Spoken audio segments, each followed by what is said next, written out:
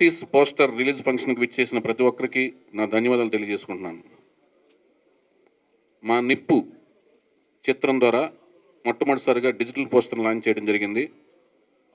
అలాగే ఓవర్సీస్ అంటే మన ఆంధ్రప్రదేశ్ నలుమూలల నుంచి ప్రపంచవ్యాప్తంగా వెళ్ళి సెటిల్ అయిన మన తెలుగు ప్రేక్షకుల కోసం సినిమా అనేది దినదిన ప్రవర్ధమానమై మన తెలుగు సినిమా విపరీతంగా ఒక మార్కెట్ని డెవలప్ చేసుకునే దృష్ట్యా ఓవర్సీస్ రైట్స్ కొన్న సుప్రీం సంస్థ వారి ఆధ్వర్యంలో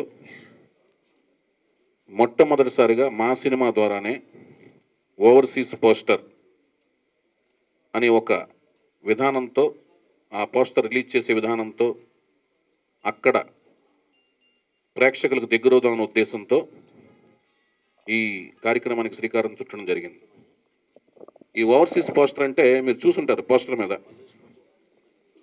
యుఎస్, యూకే, ఆ తర్వాత Europe, Malaysia, Singapore, New Zealand, Australia, Gulf ఈ ప్రాంతాల్లో ఉన్న ముఖ్యమైన పట్టణాల్లో ఉన్న తెలుగువారి కోసం మన సినిమాని ప్రదర్శించే ముందు అక్కడున్న థియేటర్స్లో ఇలాంటి పెద్ద పోస్టర్స్ని ఆవిష్కరించడం, అక్కడ పోస్టర్ని ప్రదర్శించడం అనే ఒక ప్రక్రియ మా సినిమా ద్వారా ప్రారంభించడం మాకు ఆనందంగా ఉంది. ఇక్కడ ఇప్పుడు మా సినిమాకి ఏ సినిమాకైనా సరే మొట్టమొదటి ఆడియో అనేది ఒక టేస్ట్ రుచి చూపిస్తుంటుంది.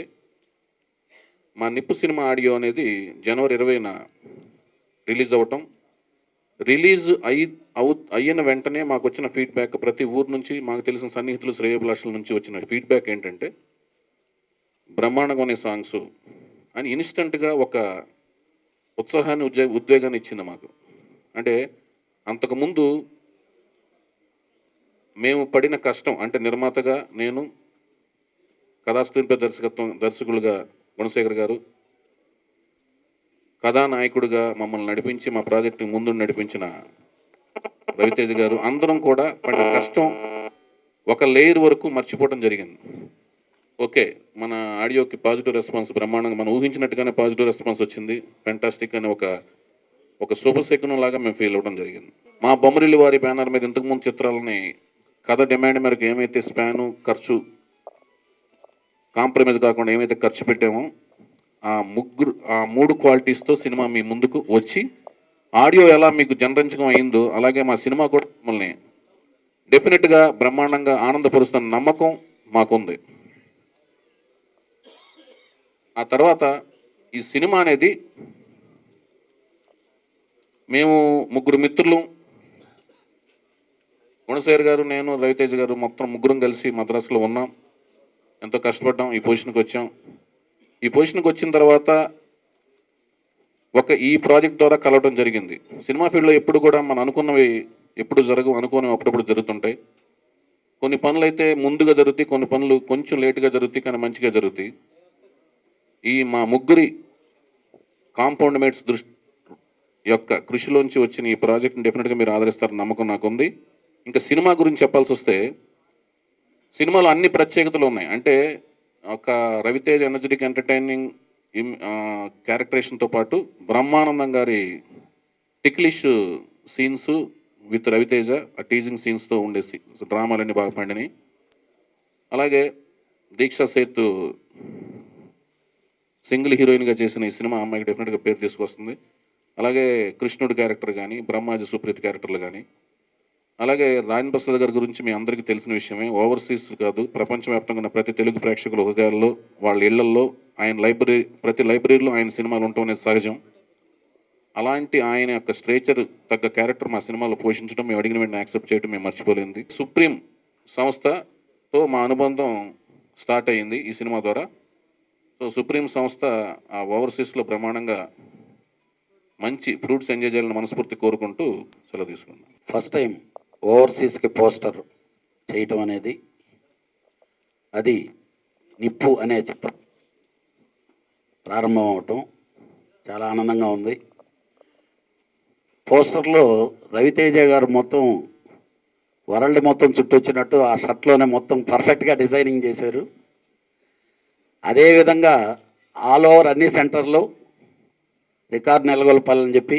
ఎందుకనంటే ఫస్ట్ పోస్టర్ని చేసి రికార్డు క్రియేట్ చేశారు. అలాగే రికార్డు కలెక్షన్లతో బాగా ప్రదర్శింపబడి నిర్మాతకి, ఎగ్జిబిటర్స్కి, డిస్ట్రిబ్యూటర్స్కి మంచి లాభాలు గడించాలని. సుబ్బారావుని చూసి అమెరికా గడగడలాడిపోయింది నాకు తెలిసి 2000 ప్రాంతంలో 10 సంవత్సరాల క్రితం. అంటే టెక్నికల్గా ఎంత దగ్గరకి తీసుకెళ్లాలా అనే దాంట్లో ప్రయత్నం చేసే వాటిల్లో సుబ్బారావు ప్రథముడు. డెఫినెట్గా సుబ్బారావు సూపర్ సక్సెస్ అవ్వాలి. వీటన్నిటికీ మించి మన యుక్త చేతుల మీద ఈ పోస్టర్ ఓపెన్ అయింది. ఇదే ఆ సుబ్బారావుకి ఆశీస్సులుగా అయ్యి అతను మళ్ళీ పర్ఫెక్ట్ డిస్ట్రిబ్యూటర్గా, #1 డిస్ట్రిబ్యూటర్గా అక్కడ అవ్వాలని మనస్ఫూర్తిగా కోరుకుంటూ సెలవు తీసుకుంటాను. ఓవర్సీస్ పోస్టర్ని రిలీజ్ చేయడం, ఈరోజు రావడం నాకు కూడా ఒక పాతకాల మిత్రుడు సుబ్బారావు గారు రమ్మడం, నేను రావడం, వచ్చినట్టు ఈ ఓవర్సీస్ ఇది మొదటిసారి ఇక్కడ పోస్టర్ని రిలీజ్ చేయడం జరుగుతున్న సందర్భంగా ప్రత్యేకంగా నిర్మాత చౌదరి గారికి, దర్శకుడు గుణశేఖర్ గారికి మరియు హీరో రవితేజ గారికి, అంతర్జాతీయంగా తెలుగు ప్రేక్షకులకు ఒక మంచి సినిమా రావడం సక్సెస్ అవుతుందని గట్టి నమ్మకంతో, పేరు కూడా నిప్పులాగా ఉన్నందున ఇది అంతర్జాతీయంగా తెలుగు ప్రేక్షకుల్లో ఒక నిప్పు లాంటి మరుపు లేని సినిమాగా భావిస్తూ వారందరికీ మనస్ఫూర్తిగా సక్సెస్ కావాలనే ఉద్దేశంతో నా హృదయపూర్వక ధన్యవాదాలు చెప్తున్నాను. గుణశేఖర్ గారితో ఇంతకుముందు చూడాలని ఉందిలో ఓ మారియా పాట, అట్లాగే సైనికుడిలో గో గో పాట రాశాను. రవితేజ గారికి ఎన్నో మంచి పాటలు రాస్తాను. చౌదరి గారికి అయితే ఇంకా సీతయ్య నుండి రాస్తూనే ఉన్నాను. రాసిన ప్రతి పాటలో కథ ఏదైనా, కథనం ఏదైనా, హీరో ఎవరైనా, సంగీత దర్శకులు ఎవరైనా, బ్యానర్ ఏదైనా, నా పాట అన్నప్పుడు నా కోసం కొన్ని వాక్యాలు రాసుకుంటాను. నా సంతృప్తి కోసం, నన్ను నేను ఆవిష్కరించడం కోసం. అట్లాగా అది కథనంతో సంబంధం ఉండి కూడా నా కోసం ప్రత్యేకంగా కొన్ని వాక్యాలు రాసిన పాట. ఇందులో నిప్పు టైటిల్ సాంగ్ రాసిన కొన్ని మాటలు ఏంటంటే, నిన్నటి గురుతే లేకుంది, మరి నేటికి కొరతే లేకుంది, మరునాటికి కలతే లేకుంది, ఏదీ లేకుంటే లేనిది ఏది. ఈ వాక్యాలు నా కోసం నేను రాసుకున్న మాటలు. అంటే ఎంతో యోగ సాధన చేసిన వాళ్ళకి కానీ అలవడే లక్షణం ఇది. రవితేజ గారి కోసం ఎందుకు రాశానంటే ఆయన ఆధునిక యోగ సాధకుడు అనమాట. అందుకోసం నేను రాశాను. నా కోసం నేను రాసిన లైన్లు చాలా తృప్తినిచ్చాయి. ఈ సినిమా మిగతా పాటలు కూడా చాలా బాగున్నాయి. వేగ వేసయ్యర అడుగు, వేగం అంటే గాలిని అడుగు, గాలే తాకి మబ్బే కరిగి చినుకై దూకు, చినుకు ఏరై ఉరుకు, ఏరే కడలై నీరై పొంగు, నీరే పొంగి నిప్పై మరుగు, నిప్పెవరంటే నన్నే అడుగులు పిడుగులు చెడుకిక చెడుగుడు, మనసుకు భయపడు, మనసుల జతపడు, మనసుని గెలిచిన మనిషే దేవుడు. Thank you. రవితేజ్ అంటే నాకు చాలా ఇష్టం. అతను పాటలు రాయడం నాకు ఎనర్జీ. రవితేజ్ పాట రాస్తున్నప్పుడే రవితేజ్ కళ్ళ ముందు కనబడుతుంటాడు. నాకు ఎనర్జీని ఎలాగ అందులో తట్టించాలని ట్రై చేస్తుంటా. సో ఇప్పుడు ఇలా రాసిన పాట చాలా పెద్ద హిట్ అయింది. అమ్మోరు తల్లి చెల్లిలా అనే పాట చాలా నాకు బాగా గుర్తుండిపోయే సాంగ్లు ఇది కూడా ఒకటి. అమ్మోరు తల్లి చెల్లిలా ఆ కోపం ఏంటే అంతలా, బొంగమూతి బుజ్జాయి నీ పద్ధతేమీ నచ్చలా, ఫస్ట్ ఆఫ్ ఆల్ నీలాంట మాయి కొర చూడ్డం నచ్చలా, చిరాకు వద్ద చెంచలా. ఇది పల్లతో సాగే పాట. పెదాలపై లిప్స్టిక్ పూసి పదే మేకప్ వేసి మగాళ్ళకి నచ్చేలాగా ముస్తాబైపోతారే, తీరా మేమే ఫాలో చేస్తే శాపాలెట్టేస్తారే, ఆడపిల్లలంతా అగ్గిపుల్లలయ్యి అరి భగామని మండిపడితే ఉన్న ఒక్క జన్మ ఆడదిక్కులేక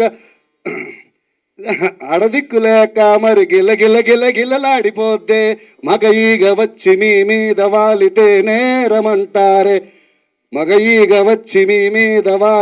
నేరమంటారే, ఇరగబడి రెచ్చిపోయి గోలెట్ట మహిళ సంఘాలు వస్తాయే, వయ్యారి భామలే ఆడదోమలై కుట్టిపోతుంటే, నిద్ర చెడి తెల్లవార్లు మా గోడు ఎవడితో చెప్పుకోవాలే.